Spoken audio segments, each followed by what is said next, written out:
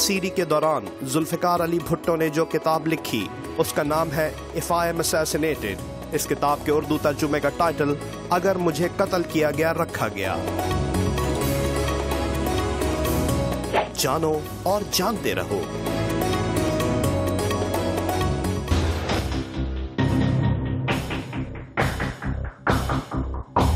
قانون میں بہت بڑا سکم رہ جاتا ہے اگر ایک بھی فریق کو سنے بغیر کوئی چھوٹے سے چھوٹا فیصلہ بھی کر دیا جائے، اور یہ تو بہت بڑا فیصلہ تھا۔ مقدمہ تھا سرکار بنام فلاں فلاں، تو اس میں جب مدعی بھی بیچ میں تھا تو عام حالات میں ملزم کو نوٹس ہونا چاہیے۔ کیا اس وقت کے قائم مقام چیف جسٹس مولوی مشتاق حسین کی تقرری 1973 کے آئینی تقاضوں کے مطابق تھی؟ جسٹس اسلم ریاض حسین چیف جسٹس تھے لاہور ہائی کورٹ کے، وہ مارشل لاء لگنے پہ انہوں نے حلف لے لیا ایز گورنر پنجاب۔ اب گورنر پنجاب کا انہوں نے حلف لے لیا تو مولوی مشتاق صاحب جو ان کے بعد سینئر جج تھے ان کو قائم مقام چیف جسٹس بنا دیا گیا ٹل فردر آرڈرز۔ ٹل فردر آرڈرز کے مطلب ہے کہ وہ غیر معینہ مدت کے لیے ایکٹنگ چیف جسٹس ہو گئے۔ ایسا امکان اس آئین کے تحت ممکن نہیں ہے۔ یہ مسئلہ پھر سپریم کورٹ میں شاید گیا تھا، ذوالفقار علی بھٹو صاحب ہی نے مقدمہ ان کی جانب سے داخل ہوا تھا کہ چیف جسٹس صاحب اس مقدمے میں نہیں بیٹھ سکتے، انہوں نے صحیح حلف بھی نہیں اٹھایا، اور ان کا شاید عہدہ جو ہے الیکشن کمیشن کا بھی ہے۔ اس پر پھر سپریم کورٹ کا ایک فیصلہ آ گیا کہ نصرت بھٹو کے اس کی موجودگی میں ایسی صورتحال ممکن ہے، گویا کہ لا آف نیسیسٹی، نظریہ ضرورت کی مزید اطلاق کو بڑھا دیا گیا۔ ضیاء صاحب نے اپنے دور میں یہ ایکٹنگ جو تھا یہ پورے ملک میں نافذ کیا ہوا تھا۔ ایکٹنگ آئی جی تھا، ایکٹنگ چیف سیکرٹری تھا، ایکٹنگ چیف جسٹس تھا، ایکٹنگ چیف جسٹس پاکستان بھی تھے۔ تو میں یہ بات کہنے والا ہوں کہ اپ ٹل 96 یہ وبا جو ہے اتنی پھیل چکی ہوئی تھی کہ کوئی ایسا شعبہ نہیں تھا جہاں پہ سربراہ ایکٹنگ نہ ہو۔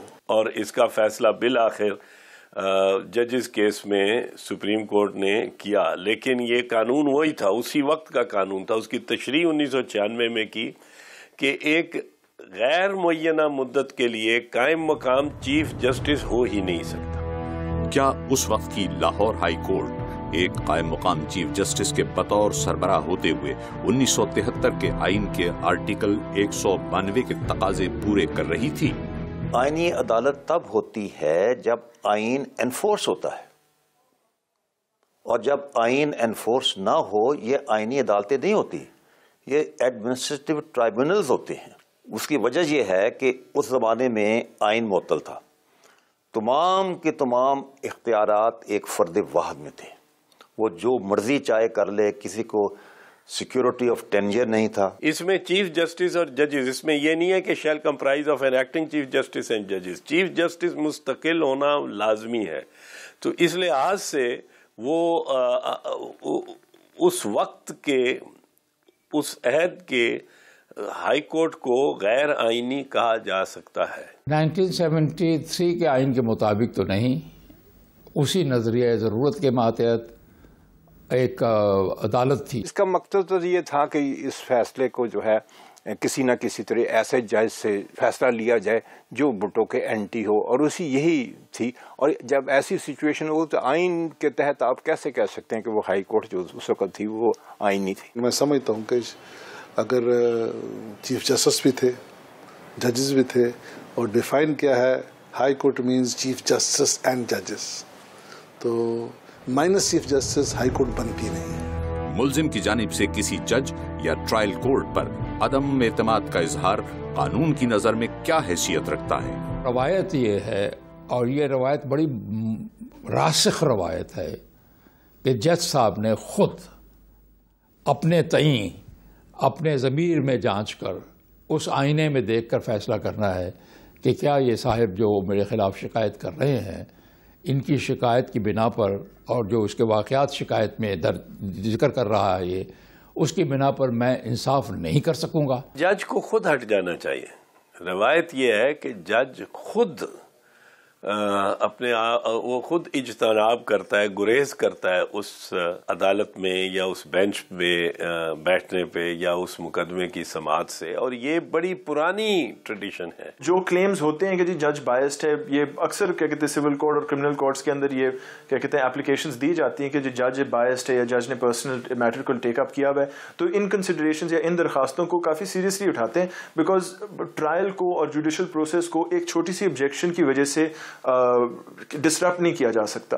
عام حالات میں جب جج کے اوپر کوئی عدم اعتماد کرے تو انصاف کے تقاضوں کو ملحوظ خاطر رکھتے ہوئے the judge should recuse himself۔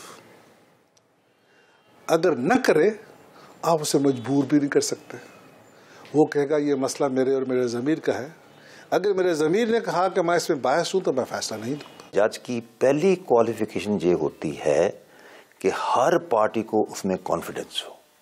آپ دیکھیں کہ انگلستان میں جب ججز اپوائنٹ ہوئے، جب ایک زمانے میں وہاں تھا تو وہاں پر وہ لارڈ چانسلر ججز کے نام پرپوز کرتا ہے۔ کئی لوگوں نے نکتہ چینی کی کہ جی آپ نے بڑے لائق آدمی چھوڑ دیے ہیں اور میڈیاکرز کو آپ نے پرپوز کر دیا ہے، تو اس نے ہاؤس آف لارڈز میں جواب دیا کہ مائی Lords, when I recommended the names for judgeship of the High Court, I had only 3 considerations in mind. A, that he should be a gentleman. B, that he should be a gentleman. 3, that he should be a gentleman. And I had no other consideration in my mind. Zulfikar Ali Bhutto ایک نہیں ہے، 2 ذوالفقار علی بھٹو ہے، ایک جو یہاں کھڑا ہے اور دوسرے آپ، ہر ایک آپ میں سے۔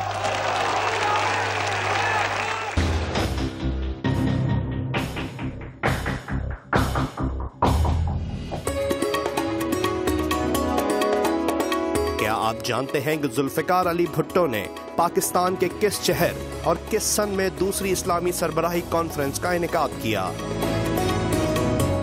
جواب جانیے بریک کے بعد۔